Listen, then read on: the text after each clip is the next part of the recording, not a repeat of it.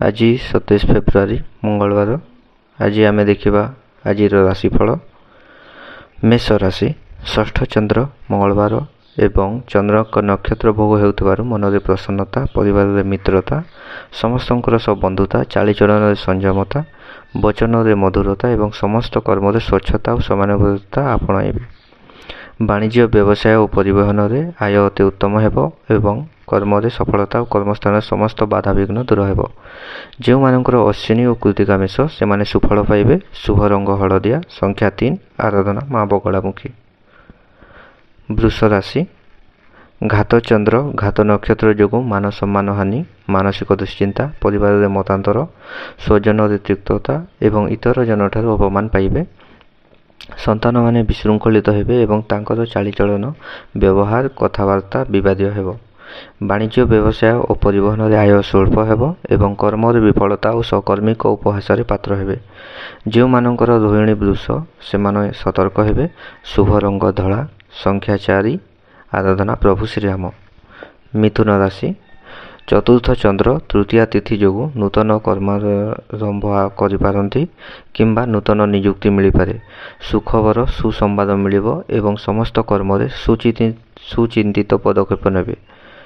वाणिज्य व्यवसाय और परिवहन में आय अति उत्तम हेबो एवं कर्म सफलता और समस्त कर्म आंतरिकता और समानुपातिकता देखादेबो। जो मानकर मृगशिरा और आद्रा मिथुन से सुफल पाइबे। शुभ रंग मेरून, संख्या 12, आराधना भगवान विष्णु।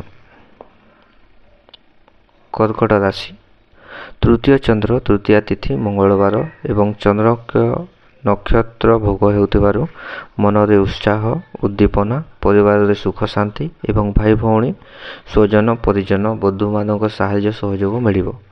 मूल्यवान धातु भूमि और शौखीन और घरोई उपकरण क्रय करेंगे। वाणिज्य व्यवसाय और परिवहन में आय अति उत्तम हेबो एवं कर्म सफलता और समस्त कर्म आपण कार्य दक्षता प्रकाश पाइब। जो मानकर पुष्या कर्कट से सुफल पाइबे। शुभ रंग सिल्वर, संख्या 2, आराधना भगवान शिव। सिंह राशि कृष्ण पक्षर द्वितीय चंद्र जो वाद विवाद स्वास्थ्य और आर्थिक कारोबार बेले सतर्क हेबे। मन दुश्चिंता दुर्भावना और हतोत्साह भाव प्रकाश पाइब एवं अजथा खर्च बद खर्च और परिवार खर्चा भार वृद्धि पाइब। वाणिज्य व्यवसाय और परिवहन क्षति पहुँचब एवं कर्म विफलता और बाधा विघ्न लगी रहिबो।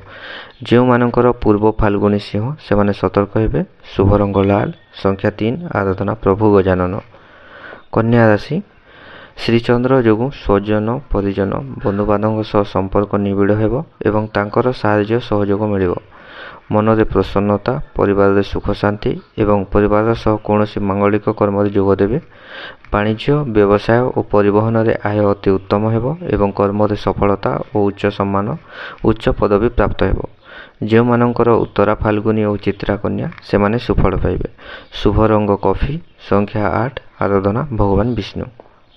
तुला राशि द्वादश चंद्र जो खर्च अपेक्षा संचय अधिक आग्रह रहिबो एवं खर्च करिबारे टालटुल नीति अवलंबन करेंगे। अजथा खर्च बद खर्च और परिवार खर्च बहुत कम रहिबो एवं आयर सजीव विनियोग करेंगे। वाणिज्य व्यवसाय और परिवहन में आय अति उत्तम हेबो एवं आयर किछि अंश संचय विनियोग करेंगे। कर्म सफलता और समस्त कष्ट साध्य काम आज आपणक पई सहज हेबो।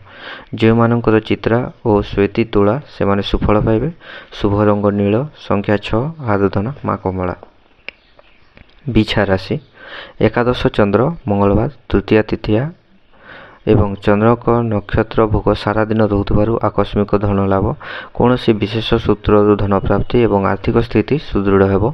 धन संपद वृद्धि पाइब एवं समस्त आशा आकांक्षा अभिलाष पूर्ण हेबो।